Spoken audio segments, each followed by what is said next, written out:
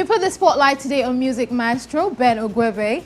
We caught up with him while he was prepping for a performance. He shares with us his thoughts on the now globally accepted Afrobeat sound. Take a look. The Nigerian music scene continues to take center stage as the international music space takes notice. Fortunes seem to have smiled on the Nigerian sound since the 2000s, though some may say since the emergence of Afrobeats.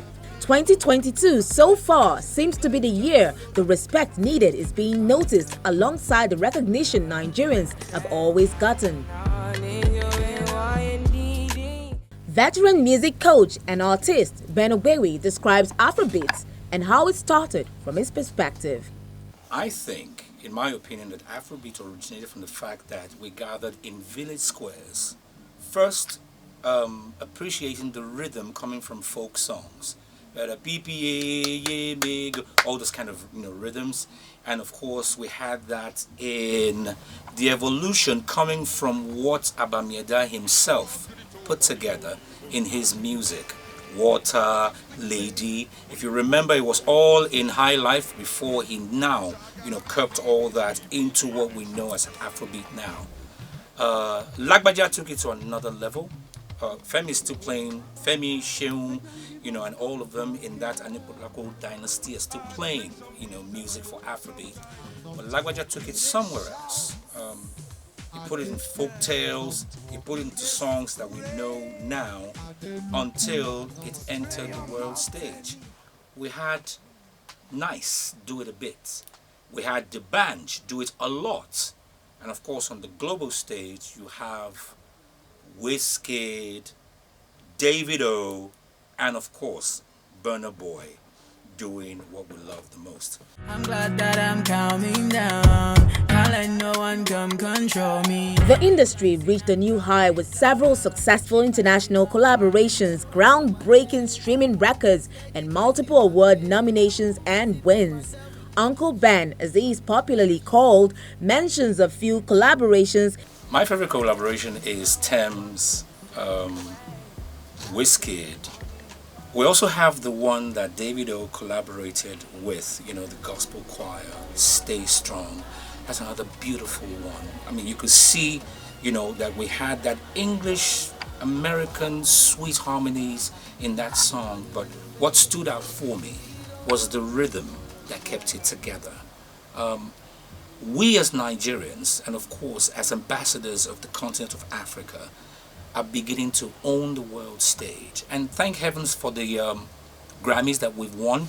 We would also like to thank you very much, Auntie Angelique Kijo, for the support you've given us. You've won it a lot of times, but I think it's time for the youth to take it over. I also like the one that Burna Boy did with, when he sampled like you said, Tony Braxton's song. The lyrics are absolutely ours. It stays within the perimeter of what we are today, whilst we're also borrowing from the culture of rhythm, blues, chord structure, and of course Afrobeat itself. I think the future of Afrobeat from 15 years from now is still gonna be on an upward spike. The reason being that music is the only thing that never depreciates. Okay, we're gonna sample songs from Davido, Wizkid, Two-Face, Burna Boy, Thames, Olamide. We're gonna be sampling songs from all of them, to make sure that the music of 15 years from now has evolved. What I think has changed about Afrobeats on the world stage is very simple. Apart from the fact that you have a structure and a management that is willing to work, international stars are trying to break away from the culture of what they have in their countries. Americans are known to listen to rock music. The British people are very, very melancholic when it comes to lyrics. But they have seen that they have not tapped into Africa yet. So they've seen, those who have broken out, the Wizkids, the Davidos, the Burna Boys, and they're saying, look, listen, if I collaborate with you, I can get to tens of millions of followers or listeners that you have in your fan base, and of course the continent at large. So, lyrics are key. Pidgin English. Not everybody can speak it. The vernacular, especially Yoruba language. It doesn't matter whether you understand what they're saying. It is just the way it is coined. It's absolutely beautiful. Listen to Fino when he raps in his culture. What has made this absolutely prominent is the management, the structure that they've put together. You and I know that Davido moves with his entire crowd. If they are the hype men or women of his management, it doesn't matter. The fact is, they are staying with him. His structure is absolutely amazing. Wizkid is keeping his structure really quiet. They're all on the international level. Until you go right into the engine room of how music is made over there, you will never know those who market it. Burna Boy has got his family also in the mix of his. Thames is absolutely mysterious, but you can see that her music is growing. For others who have great music, it is either you don't have a strong management or something is suppressing you. There's also nothing wrong with you reaching out to those who have made it and ask them how it is being done, or collaborate, as the case may be. So, you are not an island. Just try and reach out. There's no pride in this. Your fan base has got absolutely nothing to do with this. If you want to stay relevant, that is how you stay. P-Square is still there.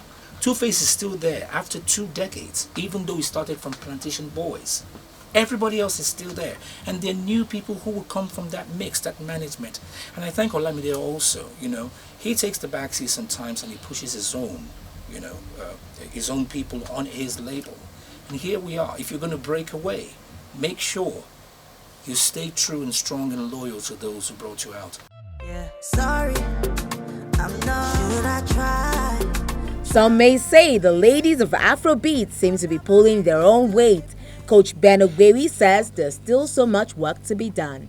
What I'm looking forward to in terms of collaboration, a lot of men have done collabos. I want the ladies to work together. Look, the world doesn't just hand it over to ladies a lot of times. It's always, oh, a man did that. This management did that. Even though the women are working absolutely hard, it is now left for the ladies to collaborate with themselves. It's got nothing to do with beauty, nothing to do with brains. It's just got a lot to do with culture. Merge them. Enjoy it. Let us see that even though there's a fight, there is an upward movement of positive culture in music. So I'm looking forward to Thames and Maumi. I'm looking forward to Angelique Kidjo and what? Maybe Tiwa Savage. Tiwa Savage has done it with Brandy. That's great. Maumi has done it with Angelique Kidjo. Yemi Alade has also done the same thing. Why can't they collaborate amongst themselves? The men have done enough. Women, take it to the next level.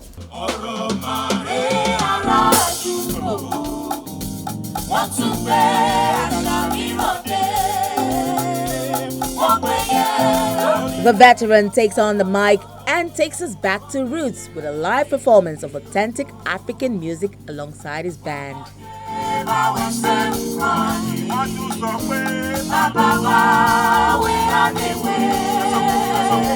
One way, yeah, I do wish